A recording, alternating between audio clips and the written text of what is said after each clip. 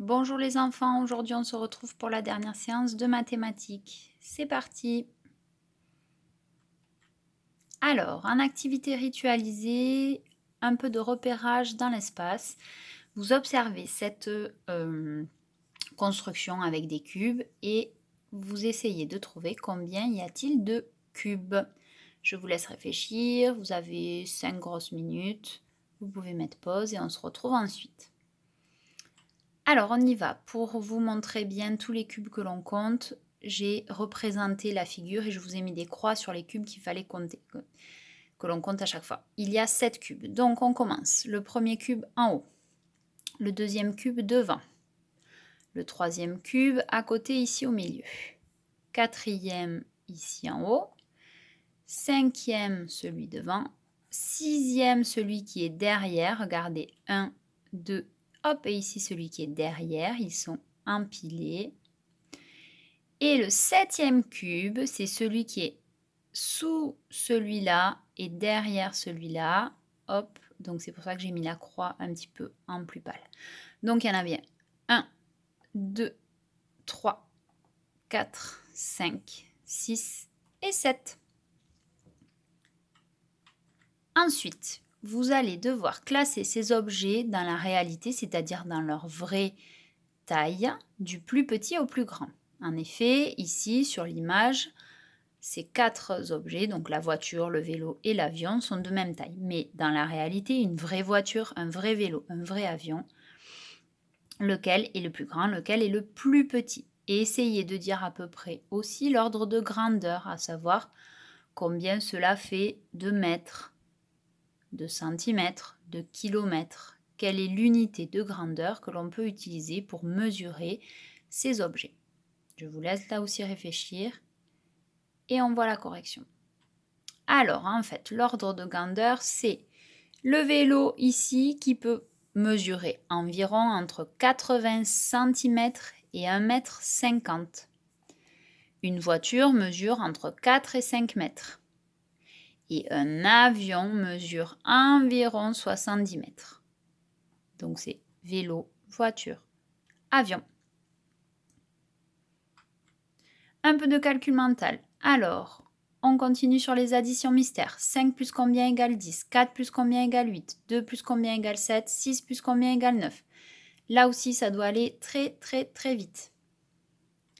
Les résultats, les réponses, 5 plus 5 égale 10, vous le connaissez par cœur. 4 plus 4 égale 8, par cœur. 2 plus 5 égale 7, 6 plus 3 égale 9. Tout ça, ça doit être du très rapide. Alors, un petit exercice intéressant, comparer sans calculer. C'est-à-dire que je ne veux pas que vous me disiez à combien sont égales chaque addition, mais je veux que vous me disiez laquelle va donner le nombre le plus grand.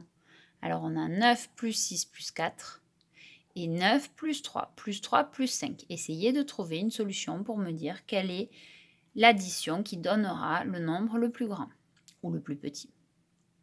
Je vous laisse réfléchir. Vous pouvez manipuler ou écrire sur votre cahier ou sur votre ardoise. Et on se retrouve après.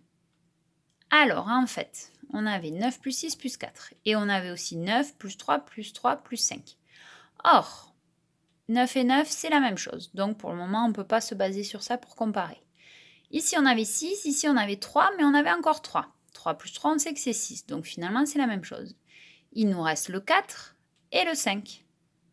Comme on sait que le 5, c'est plus grand que 4, on sait que cette addition, elle va avoir un résultat supérieur à celui-là. On y va pour un deuxième entraînement. 7 plus 8 plus 9 à comparer avec 7 plus 5 plus 4 plus 7. Allez, c'est parti. Alors, 7 plus 5 plus 4 plus 7. On a le 7 qui est le même. Et ici, le 9, on avait 5 et 4, ça fait 9. Donc, il nous reste le 7 dans cette addition, le 8 dans celle-là. 8 étant plus grand que 7, cette addition-là, avec le 8, est plus grande que cette addition-là. Donc, ce n'est pas parce qu'il y a plus de nombres qu'on additionne que c'est celle-là qui qui a le résultat le plus grand. Attention. Dans les apprentissages, aujourd'hui, je voudrais que vous revoyiez un petit peu la droite numérique. On y a travaillé en début de semaine. On va se re-entraîner. Je vous rappelle un petit peu la droite numérique. Alors celle-ci est graduée de 0 à 60, mais elle peut être graduée beaucoup plus loin. Et entre chaque grande graduation de 0 à 10, on a 10 petites graduations. Et au milieu, on a la graduation du 5, puisqu'on a 1, 2, 3, 4 et 5. Donc, vous observez les exercices. Attention, 10, 20, 30. 10, 20, 30. Mais là, on est entre 40, 50, 60. Donc, regardez bien à chaque fois les grosses graduations. Et à chaque fois, vous devez écrire le nombre montré par la flèche. Vous devez l'écrire. Soit vous imprimez la feuille, soit vous recopiez juste le nombre sur votre ardoise. Je vous laisse réfléchir et je vous mets la correction.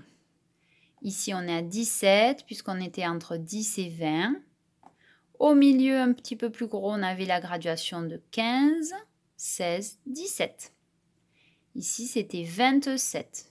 La flèche était entre 20 et 30. On avait la graduation du 25, 26, 27.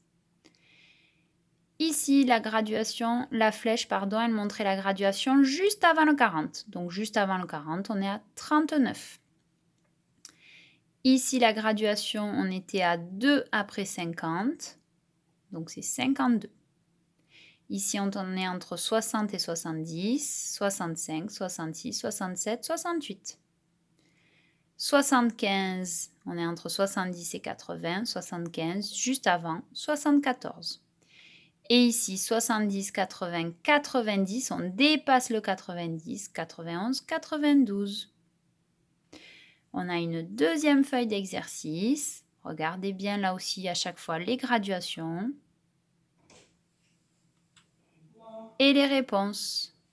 Je vous laisse les regarder, corriger si besoin. Et nous avons fini pour aujourd'hui. Je vous souhaite un très bon week-end avec un lundi férié et je vous dis à mardi.